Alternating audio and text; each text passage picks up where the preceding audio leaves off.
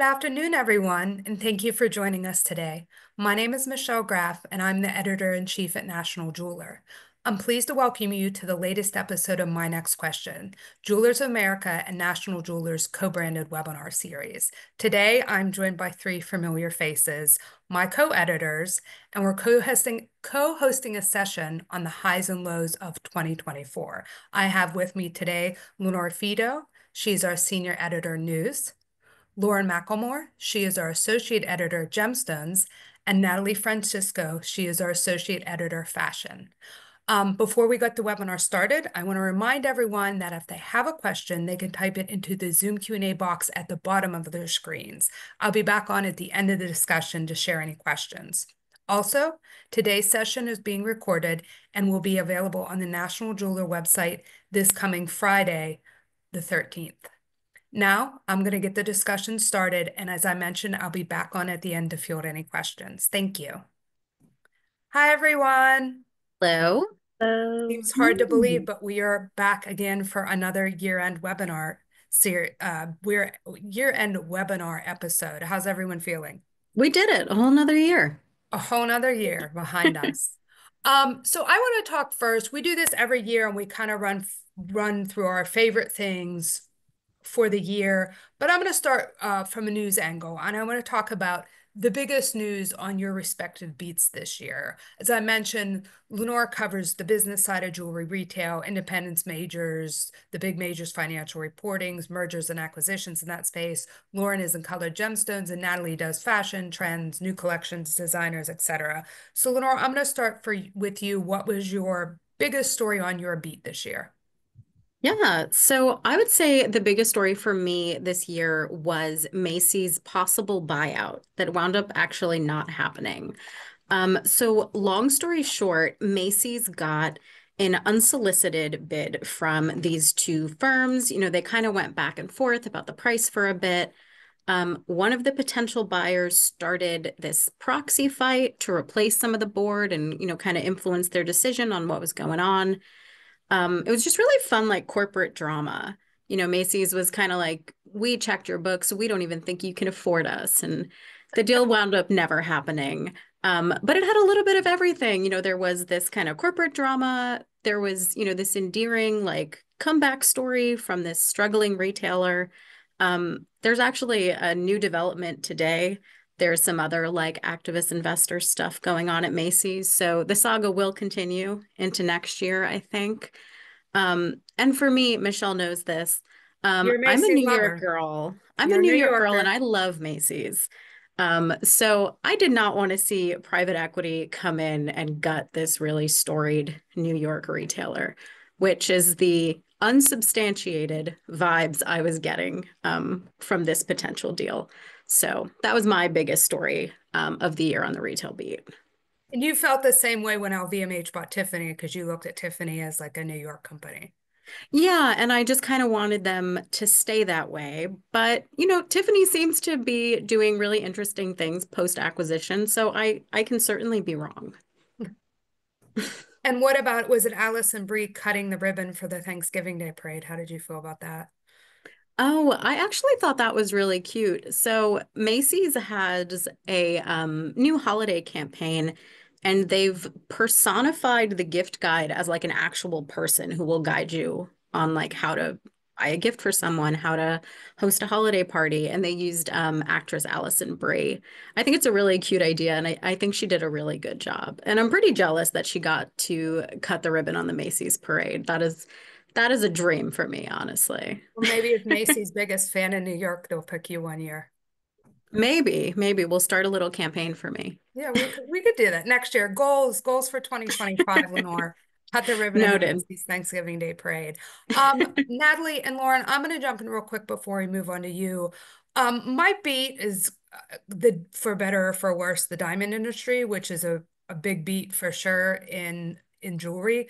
I think the biggest, and this isn't necessarily one story like Lenore mentioned with Macy's, but I think the biggest thing for me is kind of what I would see is maybe some confusion for people reading news stories about the diamond industry this year. And I just want to clear that up. Obviously, the big news in the diamond industry was the trouble at the top of the pipeline, the mining companies, and then you also had the midstream, the polishers, the cutters. They really had a tough year. But I think that was hard for people to understand because there was a lot going on in the diamond industry, and I think for a lot of people it could seem confusing, because it was a tough year for the miners and the midstream, and we saw also some lab-grown diamond companies going out of business or getting acquired by other companies. But then you would hear reports from retail, and a lot of independents would tell you they were doing really well and had a great year. So I think what happening is kind of like threefold. Number one, I think it's a good idea to keep in mind that when you hear a company like De Beers reporting its sales, that they're reporting sales globally, and De Beers was also greatly impacted by the major slowdown in demand for diamonds in China. So, it's not all US dependent. So when De Beers says, rough sales were down 30%, whatever they were, that's not just a United States thing. Obviously, too, lab-grown diamond sales, we know those took a chunk of natural sales too. And then while we had the independents doing really well, or some independents doing really well, on the other side, and Lenore, you know this from your reporting, the majors had an uneven year. Um, Signet did not have a good year at all, and neither did Brilliant Earth. So we had a lot of majors doing well, and then you had or excuse me, a lot of independents doing well, and then you had some majors who weren't.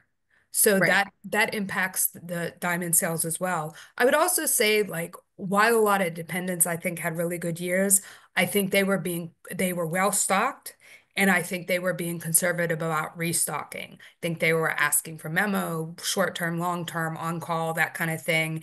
And I don't think, even though they were selling, they were stocked and they weren't buying as many goods as maybe it would seem like they would be because their sales are going so well. Right. On a brighter note, I have heard from diamond dealers just here on the street in New York that things are picking up. Like after really slow years, things have started to shake loose a little bit around the holiday season. I think it's a good idea to keep in mind that no matter what happens, there will always be a holiday. People are always going to give gifts at Christmas, and some percentage of those gifts are always going to be jewelry. And I was Right. actually at a retailer store here in New York last week asking her about Black Friday weekend and the Christmas holiday. She told me what a lot of retailers have told me. Independents. They've had a really good year and they're expecting a really good Christmas. And the same thing we hear every year from independents, and I know you guys know about this. Her Black Friday Thanksgiving weekend wasn't strong in store, but they did a lot of business online, but she's expecting sales to pick up in the last couple of weeks. People don't necessarily run out for jewelry on Black Friday like they do other products. So, and a Right. lot of jewelers will tell you they kind of make a lot of their sales in the last week. So that's kind of my overview of the diamond market. And I felt like that was important to bring up because I felt like I just saw a lot of, and not that these reports were intentionally conflicting, but that's just the way it ended up. People would say, oh, the independents are doing really well and sales are up. And then you would hear reports from the mining companies or the midstream about being slow. So I want to clarify kind of where I saw why I think that was happening. Right. So Lauren, your biggest news story of the year? So mine was a little bit unexpected, and I don't even know if I would call it the biggest news, but it just garnered so much unexpected interest in the colored gemstone space that I think it's fun to go back and note that 703 carat carved tanzanite broke a Guinness World Record this year. It's a 2013 Spectrum winner. It's by Naomi Sarna. And it's just that's just not something that you see a whole lot. So that was very cool, and it was very cool to see kind of the unexpected amount of interest that it garnered on our page and our social media. So that was a fun one for me. And then I would say, for the dealers and the retailers, a big piece of news was that earlier in the spring, AGTA announced that they were banning lab grown stones from their show floors. So, not all.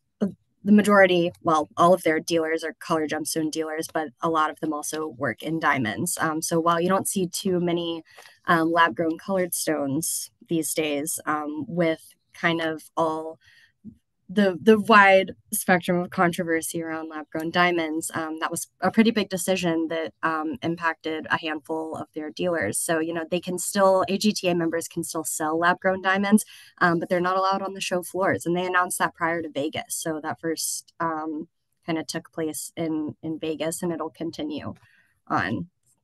Lauren, just curious, when you were in Vegas, did anyone bring this up or say anything about it? I didn't hear a whole lot of people talking about it. No, not that I remember. And I remember when we were reporting on this, we were thinking of, who we could reach out to that was really heavily marketing their lab-grown diamonds in AGTA. And I think we even had a hard time thinking of somebody that really prominently, like that was something very attached to their brand. So, we know it impacted a handful of their members, but I mean, I hesitate to say that it was the majority. Thank you. Natalie? So for my fashion beat, I thought that the biggest story I had of the year was the bows, snakes, and tennis bracelets, a guide to what may be trending in Vegas, because all those motifs popped up in collections that I covered for the rest of the year.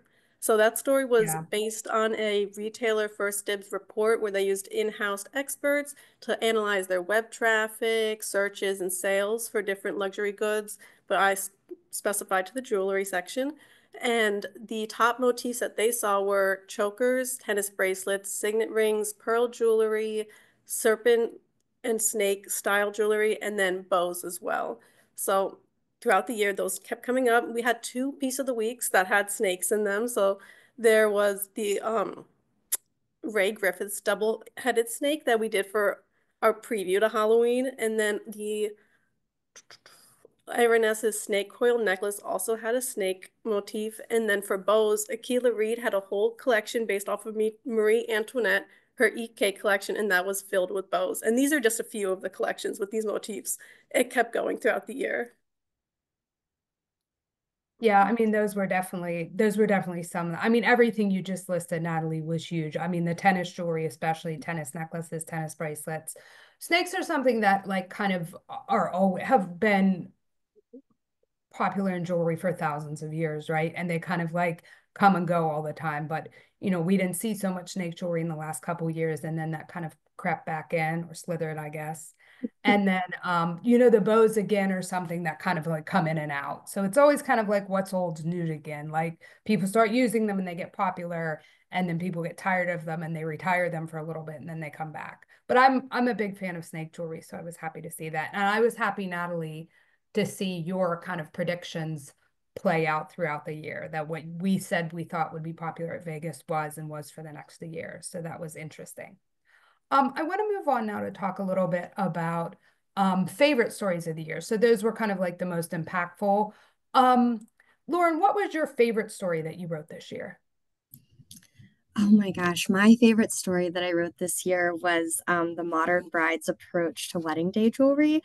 This was so much fun and a little bit outside of my normal zone of reporting. So I attended New York Bridal Fashion Week, and I kind of had the goal of going beyond engagement rings, which we talk about and write a whole lot about, to kind of find out how people or anyone getting married, this includes grooms too, how people were approaching the jewels they wore on their actual wedding day. And it was so much fun just talking to people. Everyone was so willing to discuss it with me, and some things expected, some unexpected. Um, but especially as a bride to be, that was just really interesting and really fun for me to write. Okay. Lenore. Yeah, so my favorite story of the year was my Retailer Hall of Fame story. So I profiled Jenna Drozo. She's the former CEO of Signet. And it was a profile focusing on her career and what brought her to Signet and what she was able to achieve there. I spoke to some of the other executives there for the story, Joan Hilson and Jamie Singleton, and they shared a bit about her leadership style with me. And I've covered that company for such a long time now, almost 6 years. And it was really interesting to get an inside look on, how things operate there. And it was also a nice bonus that all of these powerful, successful executives I was talking to were women. So that was a little bonus for me. And then It's just on a, also interesting, yeah, just sorry to butt in, but go just ahead. to learn like more about her and what job, where she grew up and what her parents, I mean, you even got into what her parents did. Her dad was a district attorney, a judge, something in Her Georgia, parents were school teachers, if I'm remembering, and then her dad moved on to be, I believe, district attorney. something like that. Um, And I thought it was really interesting, like to learn about her time at Procter and Gamble and like what she was Yeah. doing and kind of how she got the job at Signet, which I didn't know the whole backstory of. Yeah, she's had a really interesting career. And she was just very lovely, very open. A little bit about her personal life, mostly about her professional journey, and how all of those things she learned along the way contributed to her time at Signet. So yeah, that was a favorite for me. And then on a personal level, like I got my start in business journalism. So I always had this like ultimate goal of I want to interview these really powerful people, these like CEOs of billion-dollar companies. Like I want to get in there, I want to ask them my questions. And now I get to. So that felt like quite an accomplishment for me. That was really fun to do. I thought you were going to pick, well, maybe someone else bring it up later, so I won't mention it, but I thought you were going to pick. Everyone is done. Let me know what you thought I was going to pick. Okay. Natalie, what was your favorite story that you wrote this year? Mine was on coverage of Pamela Love's newest collection, the Camera Obscura collection, because I love diving deep into different topics. So this one was a collection that covered the Surrealist movement, and she was inspired by two different female Surrealist artists, Claude Cahun and Leonore Feeney. And between the two of them, she created about 20 pieces of singular earrings, and each one was just so fun. And if I could, I would own every piece from this collection. It One was of a my really interesting collection. It was really interesting was campaign too. that was what I was going to say just next was that the campaign imagery I thought was beautiful and also interesting because it seemed like you were looking at a surrealist painting, but then when you looked at it, it's a video with a model that has makeup perfectly to look like she is a woman in a painting. And it was also Ah, filmed in the home of another person from the surrealist movement. I'm not sure off the top of my head. It's in the story. So it really takes the whole thing right into the surrealism movement. All okay. Yeah, every little fact. Yeah. that was a very cool story and very cool collection. For me, my favorite story that I wrote this year, and this is going to be a surprise to nobody, was a profile I did on John Kennedy for the Retailer Hall of Fame. I have a great relationship with John. He was one of the first people I met when I started in the industry in 2007. I was in a past life a crime reporter, so that's a kind of area of the business that comes easy to me. And but there were a lot of things, there were a lot of things I didn't know about John. And John, for obvious reasons, kept a lot of his, I mean, a novel idea in this day and age, but kept his private life private. And he didn't, talk a lot about himself. But, it's interesting to interview somebody when they're about to retire because they'll just tell you things like there's no need for him to like keep secrets anymore, like keeping these things from him.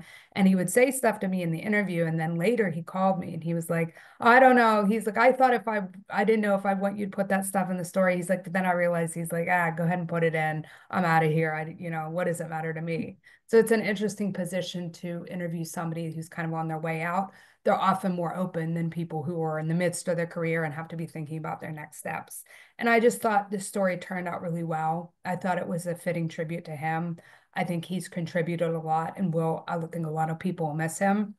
But I always like in Lenore's story about Jenna Drosis, so it's always interesting to find out kind of the people's backstory and where they came before they got into the jewelry industry.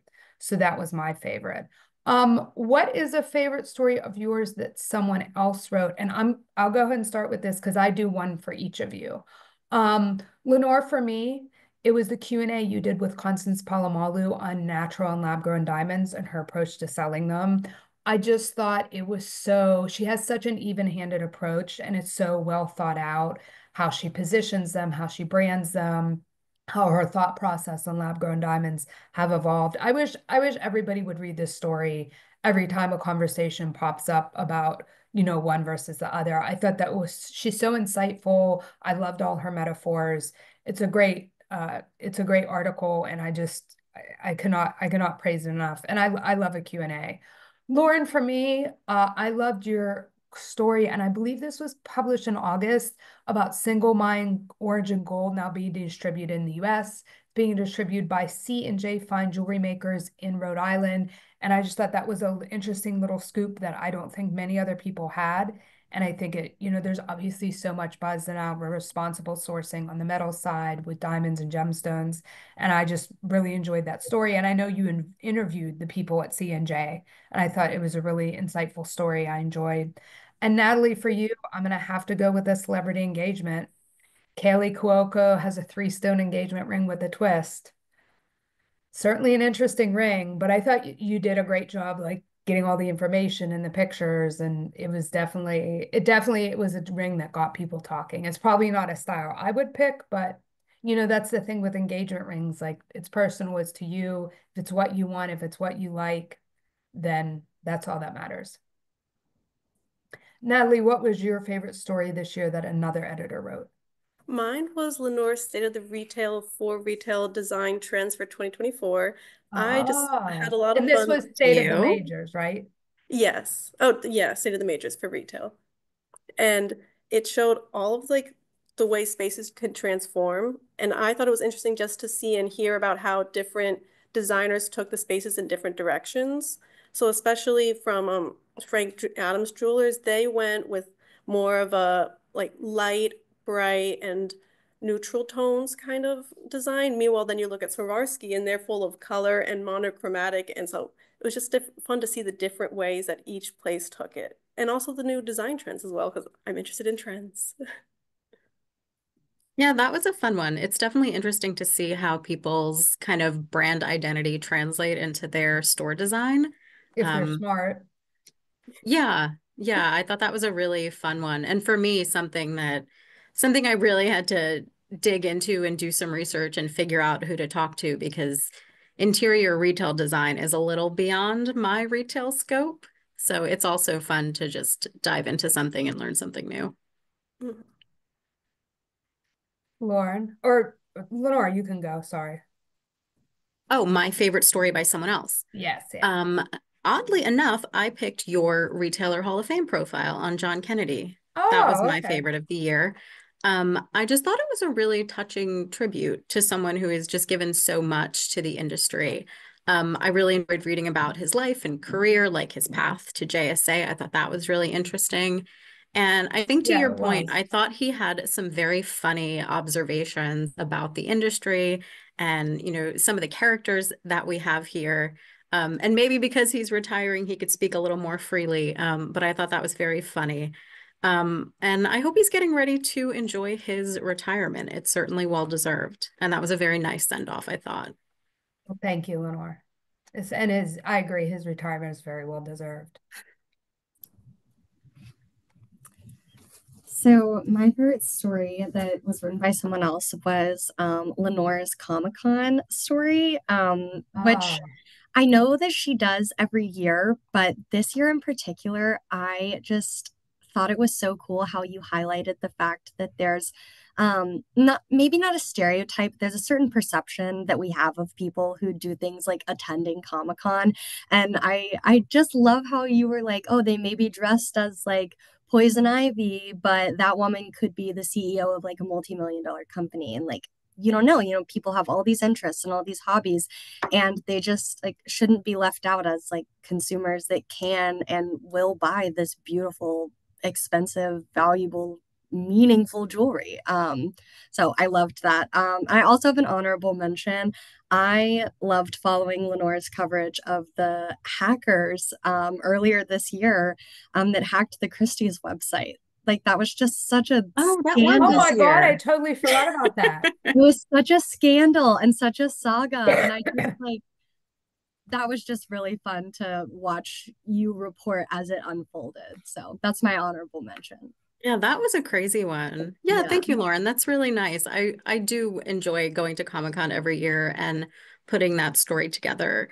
So that story was basically my very selfish plea to bring more fine jewelry to Comic-Con, and it sort of goes into why I think it's a good market for it. Yeah, so a really fun one. People like me are at Comic-Con. People who love jewelry are at Comic-Con. Yeah, so thank you, Lauren. That was great. Someone Yeah. could just commented, Lenore, that your Comic-Con story made their year. So that's You all great. are being so nice to me Oh, today. I don't know what I did to deserve it. I also considered your Comic-Con story for this, and I agree. It's interesting. Lauren put it best. Like, it's interesting to like, you can think like, oh, it's just like these crazy people dressed as like comic book characters. But as you pointed out when you were pitching this, after you went and you were pitching this story to me, Lenore, you were like, people who go to Comic-Con and are into comic books or Disney or whatever, they spend a lot of money on these hobbies, and there's no Yeah. reason jewelry can't be part of that money that they spend. Yeah, they're spending big money. Ask anyone you know who is like a Disney person, a Disney adult. Ask them how much they spend to go to Disney and do all these Disney related things, and you will definitely see that they have a budget for fine jewelry. Absolutely. Yeah, and if they're going, they're going and spending a couple thousand or a couple hundred at Comic-Con on, statues and trinkets and whatnot, there's no Right. reason there can't be jewelry in the mix. Yeah, Lenore, absolutely. will you return to Comic-Con in 2025? I would love to return to Comic-Con in 2025. I would like to go every year. I think they do a really good job, like show-wise, of switching it up every single year. So yeah, you'll see me there next year. Okay, great. That's a lot of fun. So now we're gonna switch gears a little bit back to business a little bit. Favorite marketing campaign of the year. Lenore, I'm gonna start with you since this is kind of your thing. Sure. My favorite marketing campaign this year was from Movado for their Movado brand. It's called When I Move, You Move, and it's a nod to the Ludacris song, Stand Up. So that song is in the ad, and so is Ludacris. And he's there with a bunch of other stars like Julianne Moore and Jessica Alba, some sports people I can't remember at the moment. But if you're a sports person, there'll be big names to you. It's just a really Star. fun ad. It's just like a really interesting mashup of people, and they're just dancing around in their Movado watches.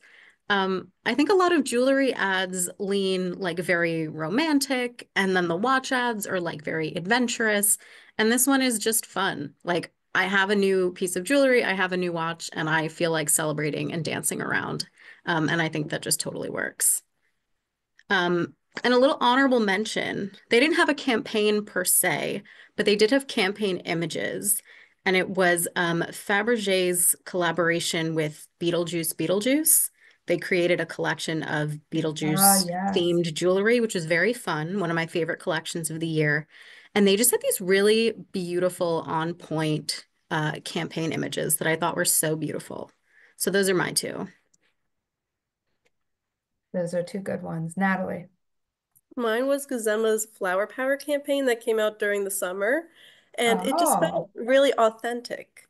So there were three celebrity florists that were picked, each wearing a different collection from Guzema, and then they built a bouquet or different something different with flowers, basically because Guzema was saying flowers are the jewelry of the world.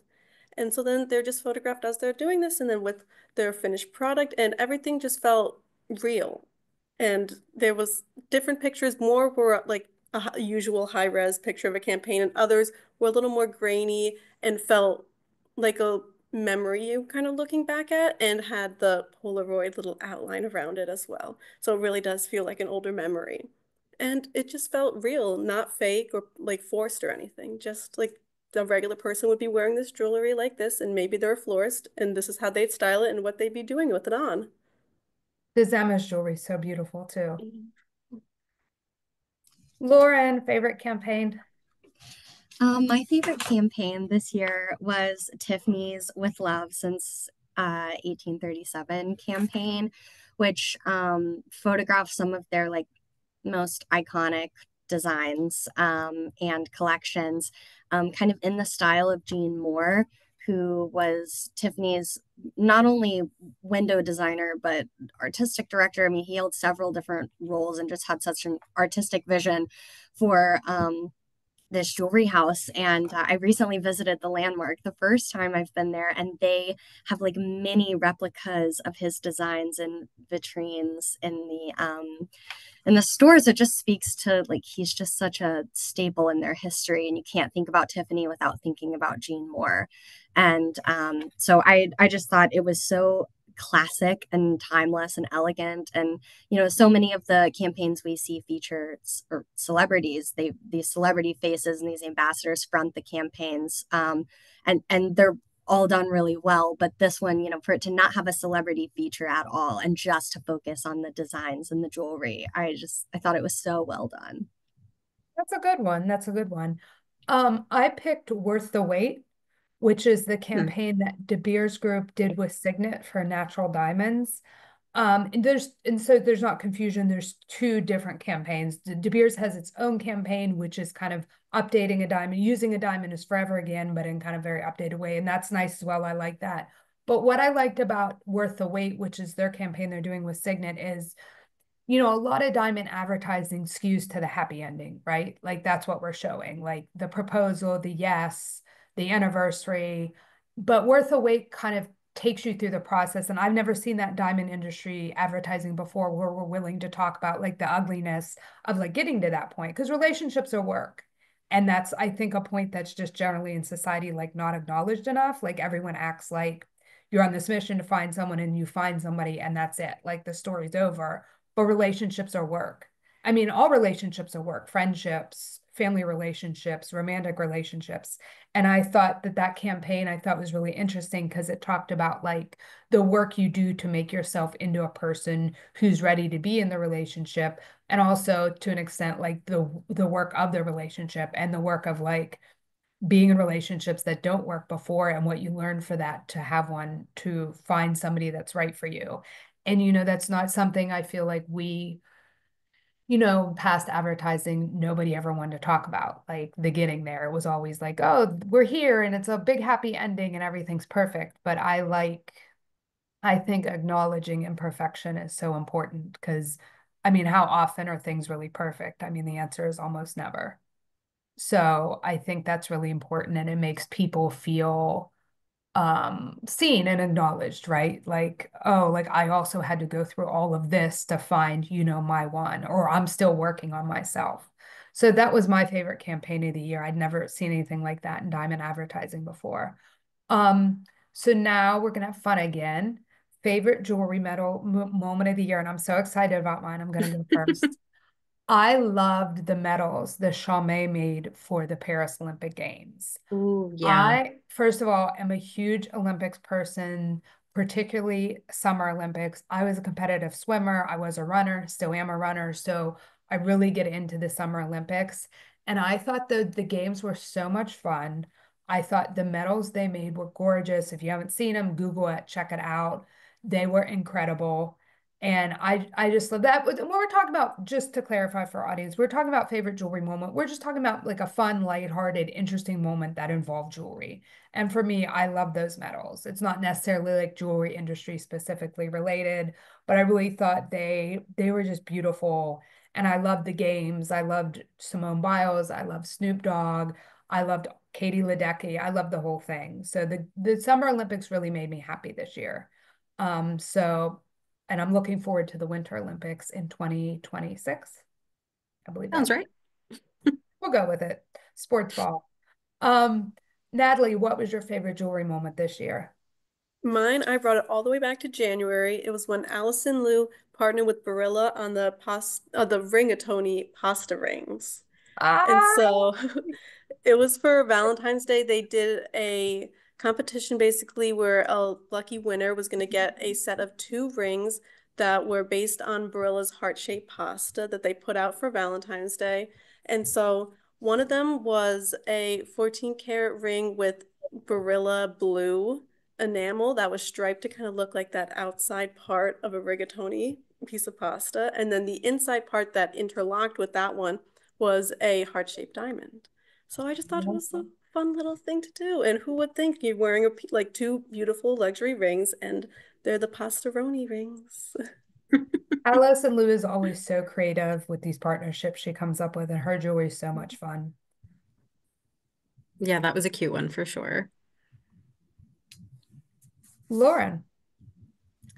My favorite jewelry moment this year was when Vicky Toback took the contents of her book Ice Cold to the American Oh, Museum yeah. of Natural History. So it's an exhibition that features jewelry from I mean, hip hop's most iconic stars, Slick Rick, Jay-Z, Nicki Minaj.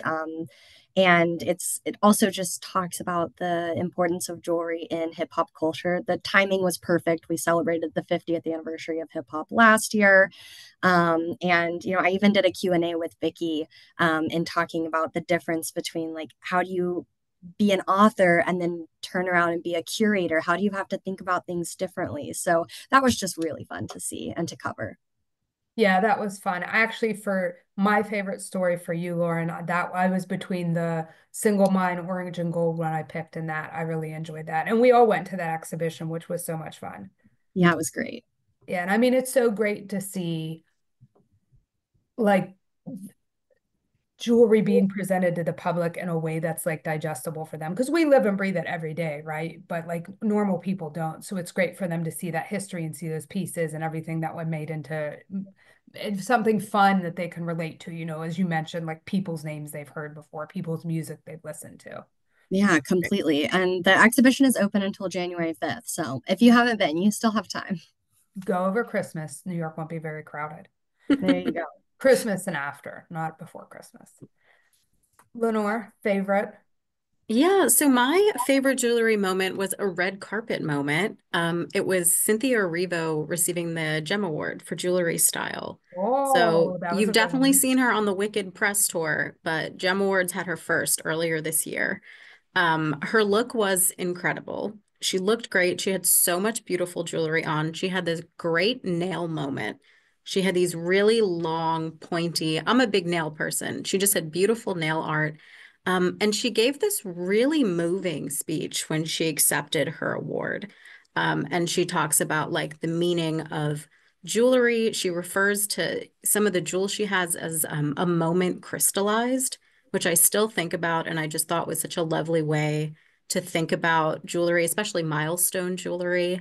And she talks about all of the connections that she's made in the jewelry industry, like through her interest in it. And I just thought that was really lovely. That was my favorite jewelry moment of the year. You know what? That's interesting, Lenore, because I almost was going to pick just Cynthia Erivo's Wicked press tour in general, not like Mm, it's like a series of moment because she was just and Cynthia Erivo and Roberto Coin for the opening of the right, Paris right. Olympics. She had a lot That of good was such a moments good this one. year. She did, she did. She deserves a mention for sure. Now that was Absolutely. a really good one. Um, so now I want to talk about favorite auction moment. So obviously auctions are a lot of fun. We all went up to Sotheby's this year. I think somebody might have paid a visit to Christie's too. And there was a lot of good auction jewelry, but I'm wondering if everybody's going to say the same thing. Lauren, I'm going to start with you on this because I have a guess what you're going to say, but Oh, I don't think this will be surprising to any of my coworkers, and I'll try not to be long-winded. But I have one that I can't pass over mentioning, and that is the record-setting Argyle Phoenix. It is a just over a 1.5 carat red diamond from the Argyle mine. It set a record for it's the largest known round brilliant red diamond, and it set a record for price and price per carat earlier this year. That was phenomenal to see. And it sold to Lawrence Graff, which is also very cool because we don't always get the names of the people who make these record setting purchases. So yeah, yeah. that was awesome. I can't not mention that, but my true favorite was the follow up to Vienna 1900. Um, I have been totally enthralled with this whole story ever since Vienna 1900, which actually happened at the end of last year. And it's a collection of jewels from several royal houses that are And linked. just to clarify, this was Sotheby's, correct? Yes, this was Okay. Sotheby's. So collection of jewelry from several 18th, 19th century European royal dynasties. And it, like I said, it started at the end of last year, which was the largest collection of imperial and royal jewelry ever put up for auctions. It included pieces from Princess Eudoxia, who saved her family jewels from the Russian advance in Bulgaria at the end of the Second World War. And her father is Ferdinand the First, who's the first king of modern Bulgaria. I say that wrong every time. And so this year, we got to see his personal jewels come to auction. And, royal jewelry is always fascinating, but when you have a person with, like Ferdinand, who just had this very interesting personality, this exquisite taste, I mean, his pieces were so vibrant and colorful, and it just makes it all that much more fun as historic as it is. So I've just been transfixed on that. And that's the same auction that we saw the 200-year-old diamond necklace, but I just have a feeling someone else might mention that one. So I'll save that. Yeah, I thought that's what you were going to mention, but of course you Me went too. for the end of the first.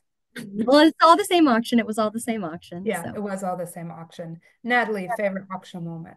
Mine was the Aga Khan Emerald Brooch. It just sold in November Oh, for 8.8 million and set a record for the most expensive emerald sold at auction. And that sale was also the second time it's come back to auction after 55 years for the second time at Christie's. And so the brooch has a whole story behind it.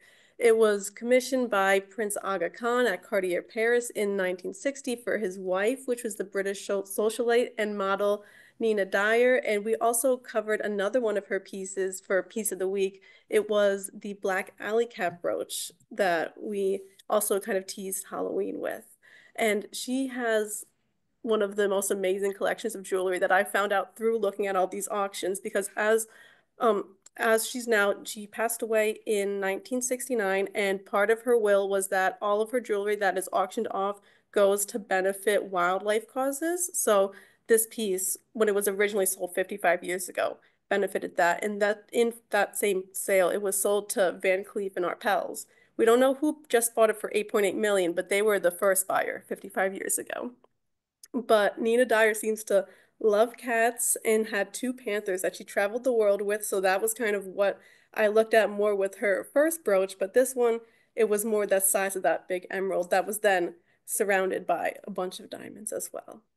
that's a good one. I love that alley cat brooch too. I would like to say that I also love cats, but I prefer kind of more normal sized house cats.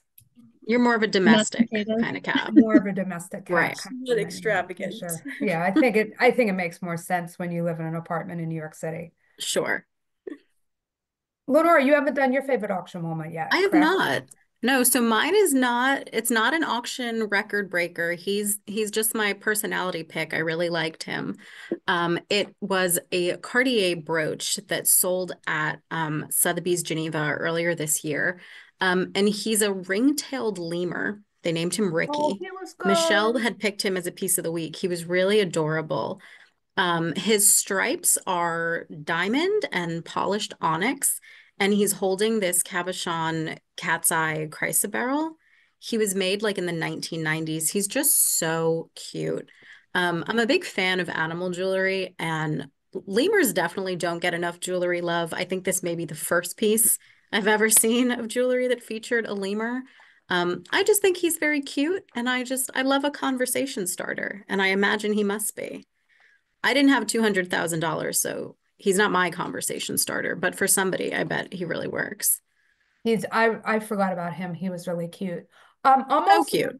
gonna follow you, Lenore, and not go with the record setter or really even a headline maker. But I think you all know I loved Philip's jewelry auction in Geneva this past November. There were some big gemstones that really made headlines, but there was this Martian company brooch from 1939, 1935, coral and diamond, um, black and steel bracelet. It belonged to Margaret Roebling Perrine. Her dad's company was famous for building the Brooklyn Bridge. And so, of course, she had this bracelet. It just, I mean, it's hard to describe in the webinar, but it looked so. They showed us a picture of it on just a white background, and then they showed a picture with someone wearing this bracelet on their wrist, a model. And I just loved it. I love the colors. And it's always so pleasing to see jewelry. I mean, a lot of jewelry that goes to auction, this is the case with, but to look at something that was made in 1935 and think, I could wear that to a party tonight and it would look just as modern and fit in just as well as it did when it was made. It's not over the top or anything. I feel like you could probably get away with it with a lot of different outfits.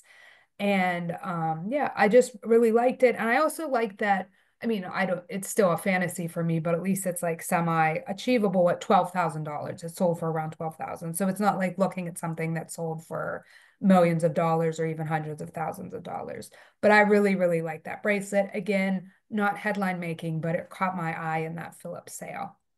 Um, so one more thing before we go over to questions. What are like either your predictions for your beat in 2025 or your wishes? Anyone want to start? Sure. I mean, I can get that started. I hesitate. I think post-COVID, I hesitate to make any predictions whatsoever about anything.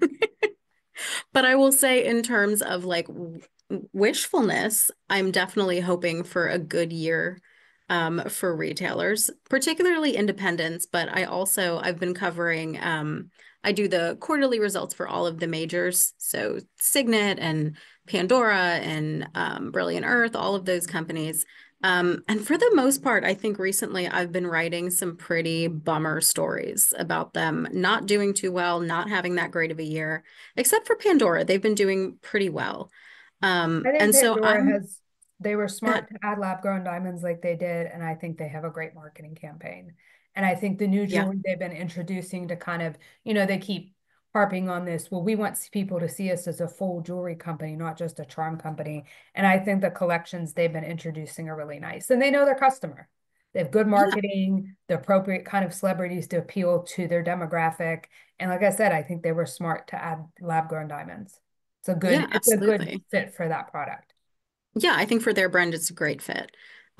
So yeah, but I've been writing some pretty bummer earnings stories. And so I'm really hoping to be writing some more upbeat, positive news in the year ahead, particularly on the retail beat.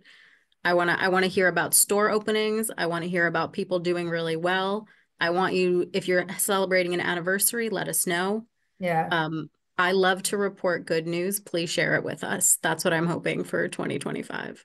Yeah, we had a retailer contact this year in Wisconsin, I believe, that was turning 125 years old. That's amazing. Yeah, that's incredible. And I just love writing those stories. They just make me so happy to see, a thriving business that has passed down through all of these people and is still going. Yeah. So if you have any good news to share in the upcoming year, please let us know. Yeah, for sure, for sure. I'm gonna jump in and say, again, my beat is diamonds. My prediction for the year ahead, I'm hoping maybe 2025 can be a year where we kind of turn the page on this lab-grown diamond, natural diamond dialogue. Like that's been, Amen, Michelle.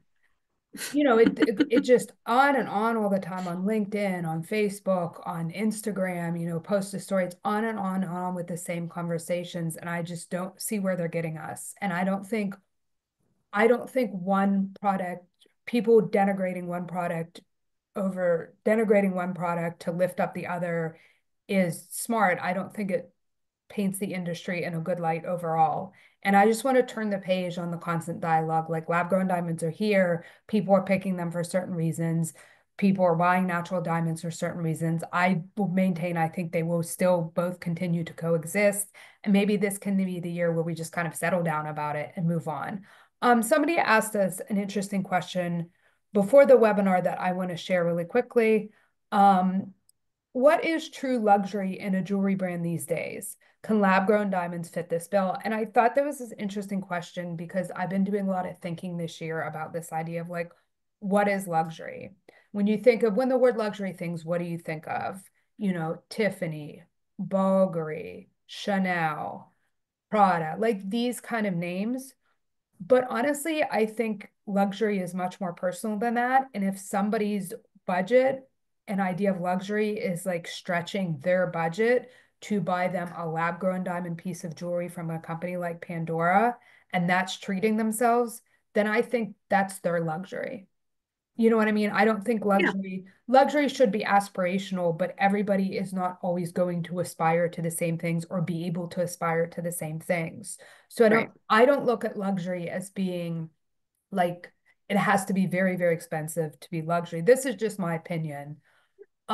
I don't think something has to be very, very expensive overall in terms of a price to be luxury. I think luxury, you could look at something and be like, that's luxury for me. Like that's me stretching my budget. Maybe for some people, a Birkin bag is luxury, but somebody else will look and say like, oh, I really want a Coach. Like they don't even know Birkin exists. And the idea of spending that amount on a bag is like never going to happen for them. But does that mean Right. then if unless you're ultra rich, you never enjoy any little luxuries in your life? I would argue no. I think a luxury can be, I think you can give yourself other little luxuries like time, Yeah. but I think a luxury can be something that is a little something that you stretch to attain. It doesn't have to be this definition of what society sees as luxury. So do I think lab-grown diamonds for some people are a luxury? Yeah. I think if that's stretching what you can afford or that's going out of your ordinary to treat yourself, I don't see why not. I don't see why we have to be, I mean, at a certain point, people's commentaries, and we won't name any of them, but I think sometimes people's commentaries about lab grown diamonds come off, to be honest, as very classist. And I don't think that's the way to go for the industry. It's just my opinion.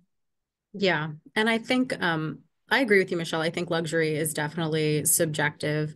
I think sometimes luxury for me is taking an Uber rather than two trains to where I'm going, giving myself that Yeah, but time back, that's like saving time, right? myself that trip. Like Yeah. luxury is convenience to me in a lot of ways. I'm making my life easier. That's luxurious to me. So I do think it's subjective. And I also think you had mentioned the Q&A that I did with Constance Palomalu, and she had a really interesting point, similar to what you had just said about how some of the conversation around natural versus lab grown is becoming very exclusionary. And you like risk making people feel like diamonds are for a certain set of people and not for me. And so if they don't want me, I don't want them. And you certainly don't want people feeling that way. Yeah. And you don't, denigrating one product over the other is not going to change people, is not going to do either product any favors, I don't think. It's Right. going to hurt the jewelry industry in general. Yeah, for So sure.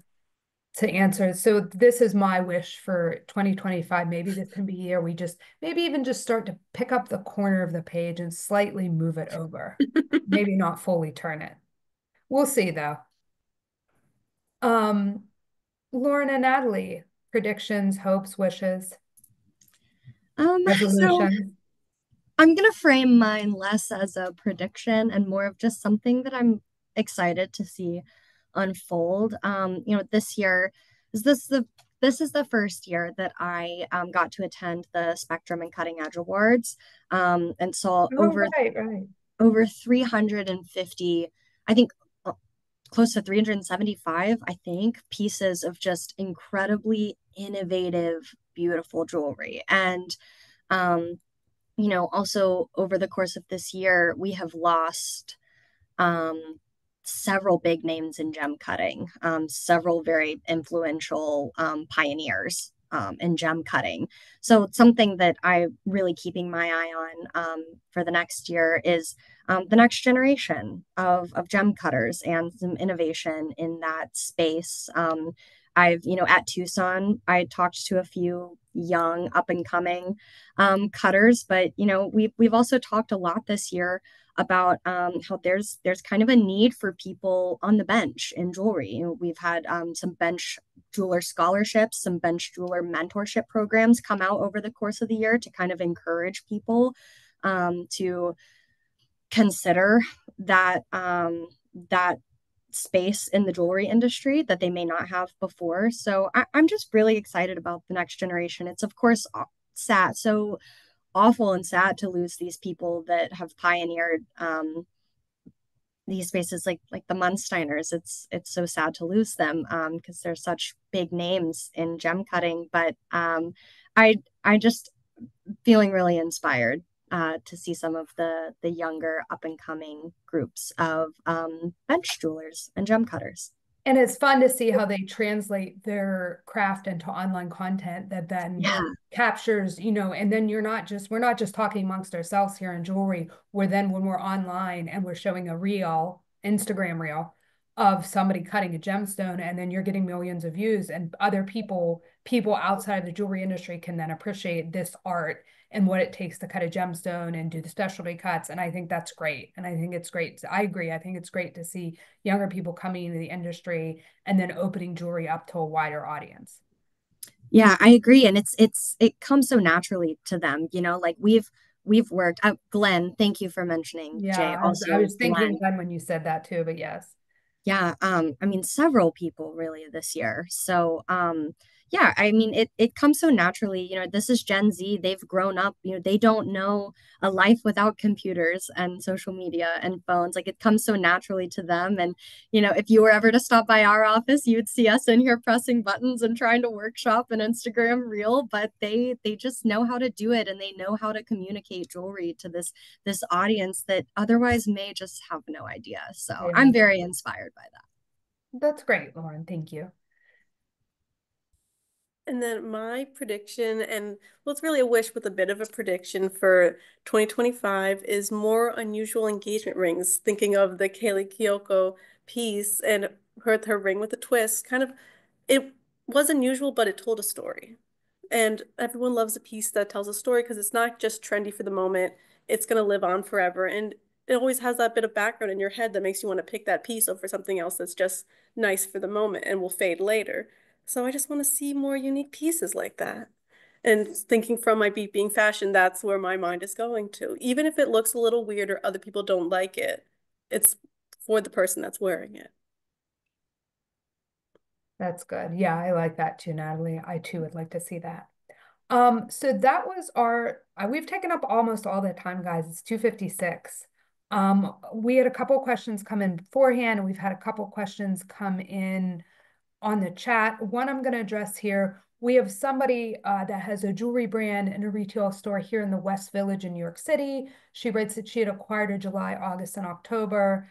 Is this what we've heard across the board or with retailers? Do I stand alone? She's getting mixed information, so that's interesting.